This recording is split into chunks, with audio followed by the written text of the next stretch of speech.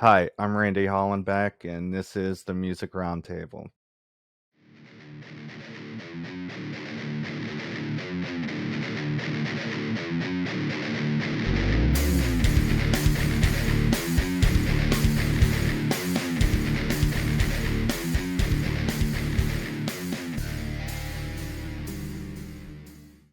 Today on the show, we have Matt from alternative rock band Dragonfly Effect.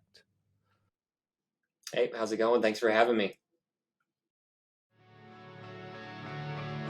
I know I've messed up things and even pushed off dreams, but now I'm here and now I'm ready for change.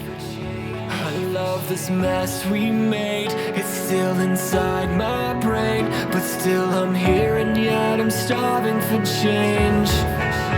The only antidote is letting go of everything that you've ever known, before it takes a hold inside your soul and drives you far away from your own.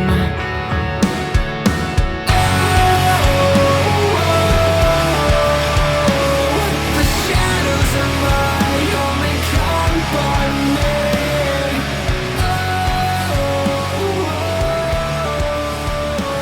I can't feel the earth beneath me. I wanted to dig into some of your history. How did you get into music? What age did you start playing guitar? Originally, I actually used to be a drummer back in the day. I got into music around, I'd say, 10 or 11 years old. I took drum lessons in grade school, elementary school, and there was just something about it that I just couldn't necessarily vibe with. But around the age of 12, my uncle Seth gave me one of his old Ibanez guitars, and he's like, "Here, just try this out." And I was like, "Okay." I tried it out, and since that point, it's just been full send for guitar for me. Um, but I've been doing this for a long time. I've been playing for a very long time. Did you take some lessons, or were you like just taught out of books and stuff? I actually did take some lessons, but at the point in which I was starting to take lessons, I already learned a decent bit on my own. So it kind of put me back to like square one of root notes and like basic little things. And I advanced a lot further from that point. So it was kind of like I said, going back to square one. And I was like, I'm just going to kind of go and do my own thing and teach myself basically. So I'm all pretty much self taught. Can you tell me some of your musical influences? Yeah. One of the biggest ones is a rock band from here in Pennsylvania called Breaking Benjamin. They're absolutely, undoubtedly the number one influence for me. Aside from them, I'd have to say like Chevelle, Red, 3 Days Grace, bit of Nirvana, um, you know, uh, bands like that. Can you tell me how you formed the band? Okay, yeah. So Dragonfly Effect kind of came about relatively abruptly. And I mean that in a very good sense. It came together very quickly. Our the drummer, the current drummer for this project, and I, we were a part of a different project that it wasn't necessarily going the direction we wanted it to go.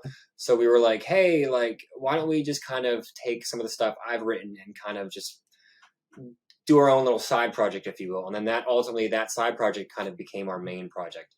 Um, so it was originally just the drummer and my drummer Corey and I. Then we just kind of sought out different members, and from there, it's just been a matter of fine tuning things and just kind of going onwards and upwards. Were you like searching for certain members of the band? Did you have somebody in mind when you were piecing together the band? Yeah, so originally, like I said, it was just Corey and I, but we had two other members who were lined up from a previous project that Corey and I were a part of as well a few years ago, a lead guitarist and a bassist, and all we were missing at that point was a rhythm guitarist, a secondary rhythm guitarist, because I alternate on and off between guitar. Um, then they backed out last minute, um, still with enough, heads up before we had our show and stuff like that.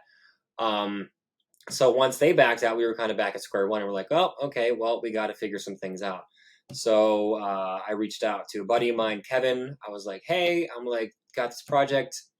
What are you feeling about it? And he's like, I'm in. So Kevin was one of the first, a rhythm guitarist. He was one of the first members officially to be a part of the band. And then more recently, we added Josh Driley as our lead guitarist and Jay Rucci as our bass player. How did you come up with the name for the band? It's actually kind of an interesting story. There was one evening where myself, Corey, and our manager Brad were kind of just sitting around, kind of just talking about stuff and just throwing out different names. And Brad had mentioned that he and Corey went to go see a band called the How, that Mongolian throat singing band.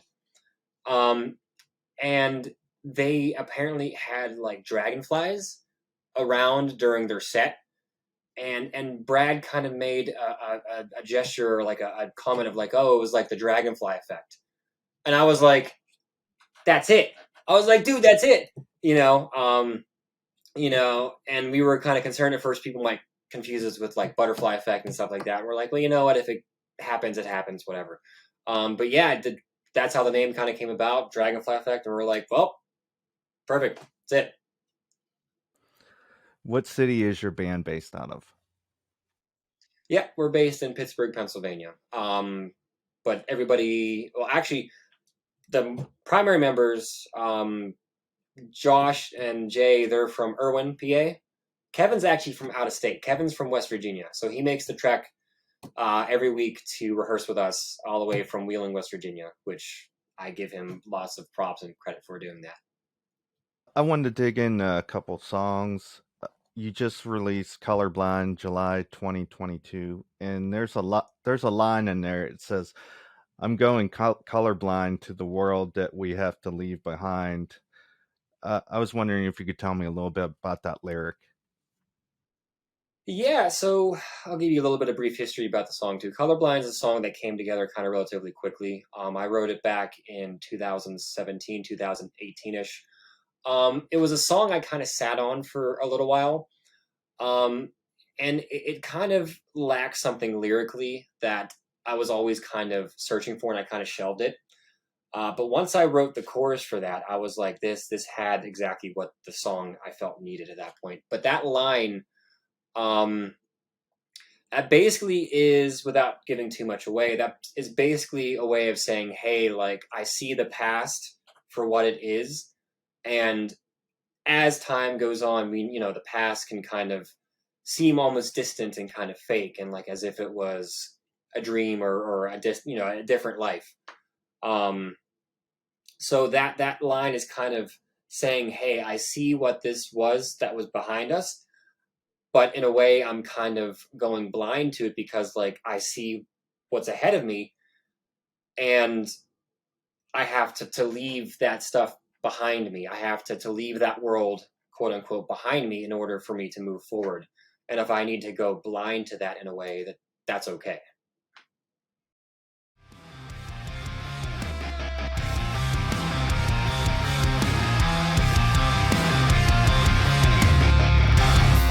The dark clouds above make me fall. This wasted love, we had it all. So why don't you see you're killing me? I'm out of my mind, I'm out of time. As I'm going blind, I see the end become a figment of my mind, and I'm on the run. I'm going colorblind to the world that we have to live behind.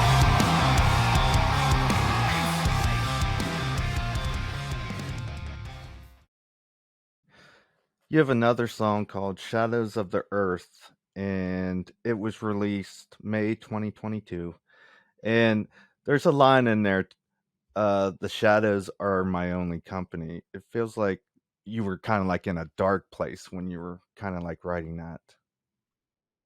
Yeah, so Shadows of the Earth is definitely one of probably the most emotional songs and heartfelt songs I've written. It kind of is a conglomeration of a lot of different aspects of different experiences that have happened in my life, from past relationships to loss of loved ones and stuff like that. Um, and it really, yeah, more or less, it kind of just signifies some of those dark times that I've gone through. And there were a lot of points in time where it felt like the only person or thing I could rely on was the shadows that were around me in the evening. And, sometimes I would go for a walk in the evening and, see the street lights and the shadows, kept being cast from that, and it was kind of comforting in a way, like, but also at the same time, like, extremely lonely. Um, to realize, like, yeah, like, everything else in my life kind of feels like it's falling apart, but I have these shadows around me that are kind of keeping me company, but also in the same time kind of haunting in a way as well. But yeah, that song is, like I said, one of the probably the deepest and most heartfelt songs I've written probably ever, I'd have to say. Of all these dreams that I've ever known, before it takes a hold inside your soul and makes this hollow place your new home.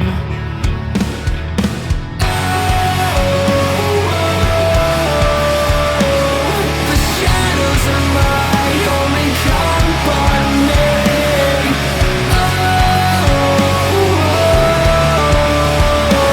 I can't feel the earth beneath me. I don't wish this on anyone. Oh God, I miss the sun. The way you looked at me that day, I wish it never changed.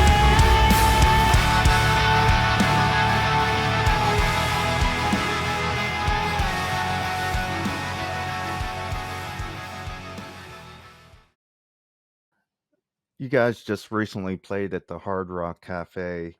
Um, how did that go? It was phenomenal. It was amazing. Honestly, being able to get on to that stage again and step foot onto that stage with a whole new project behind me, it was a really invigorating feeling. And everything went off without a hitch. There was no real technical problems or anything like that. It went smoothly, and it was awesome. And I'm looking forward to getting back on the stage. A couple years ago, I was at a Breaking Benjamin's concert, and I wondered if you could just tell me the story on how you got a chance to get up on stage and play with them. Yeah, so this is one of my most commonly asked questions, and I have lots of people that are always in my messages asking about that. Um, it's kind of a funny story because it just came about from a goofy message to Ben, basically. So, as a very small, brief history, Ben and I, we got in contact back in 2016 through a mutual friend. And at the time, Ben was experiencing some gaming PC issues. And I was like, hey, having a technology background, I was like, let me try to help you out, see what's going on. And basically, he was trying to figure out how to take non-virtual reality games and put them in a virtual reality environment. And I was like, here, try these different things, kind of try this out, and we kind of always maintained contact. And then back in 2019, I saw that Jared Dines was going to be performing with them.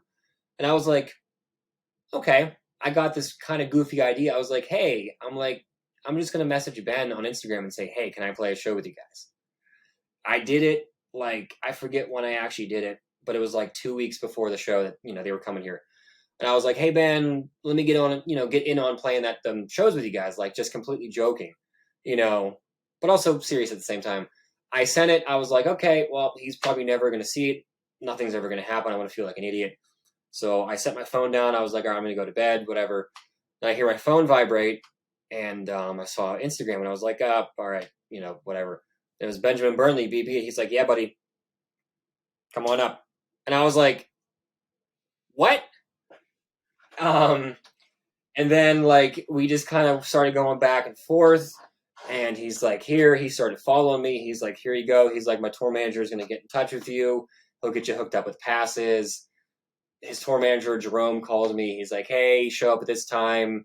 If you have in-ears, bring your in-ears and stuff. And I did it. I was like, all right, cool. Like, I'll see you on July 26th. And that day came. I got all put up in a dressing room and stuff. And, sound check time came to sound check with the band. I met the rest of the guys, Keith, Sean, Aaron, and Jason. Then I heard on the radio, like, hey, Ben's coming down. And I was like, okay, time to kick it into gear, because I had never met him until that point. So I was like, all right, well, let's try to not pass out here.